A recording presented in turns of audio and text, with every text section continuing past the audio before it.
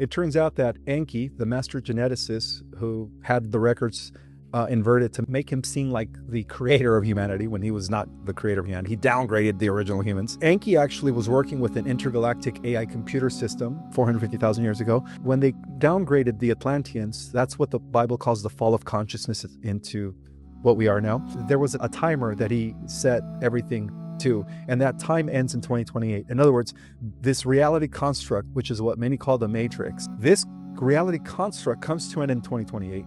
Before 2028, humans have to make a choice. Are they going to take the transhumanist timeline by merging with technology? Or are they going to evolve spiritually and be part of the organic timeline? But right now they're coexisting. I'd like to think the spiritual, but I know how human nature is. Yeah. It's going to go to the lazy route and all that. I think playing upon our faults is easy. You know, that's probably why we've been manipulated so long. I think. What's your take on that? Question, is all this going to be for nothing? Are we going to end up like, for example, you can go back with generations of life, like before you were Ishmael, you were something else. Is this just going to be another reset? Or are we going to die, be reincarnated, and then have to learn all this over again? Or are we down to like a final event? I mean, is all this, is it all for nothing?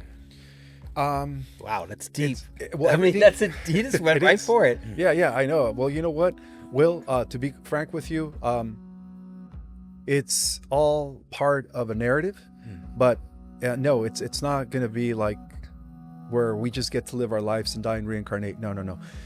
We are actually expecting some sort of event because the current reality construct comes to an end in 2028. For those that are doing the spiritual work, those that are advancing spiritually, they will activate their dormant DNA and become superhuman. And there was a prophecy within one of the records, going back to the Sumerian tablets, that indicated that at the end of the cycle, which is now, that a new set of gods and goddesses would emerge from the already existing humans. And that explains this this grand event that many people call the solar flash. So the solar flash has been prophesied about in many records. The ancient Indians call it the Sambartika fire. The ancient Zoroastrians called it the Frasho Kareti. I mean, it's depicted in every religious text that there would come a time that at the end of the cycle, that the sun would release some sort of a energy blast. And there is evidence that these CMEs are packed with light codes, with information that is communicating with our DNA at a cellular level, causing new codons to come online, re-instructing it with new mathematical formulas that is allowing for this other 96% of our DNA material to come back online when the time is right. So yes, there will be some sort of a huge event that is going to transform the human species on the earth. And for those that are already spiritually are going to be ascending. That's the word I want to use, ascending into meta-humans or superhuman.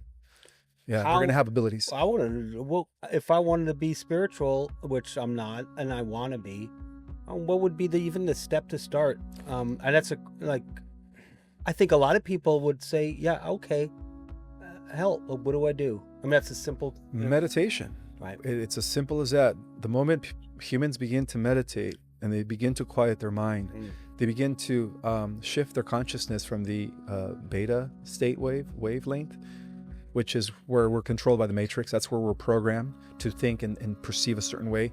And they shift their consciousness to delta and then gamma. Then we begin to access what is known as our higher self.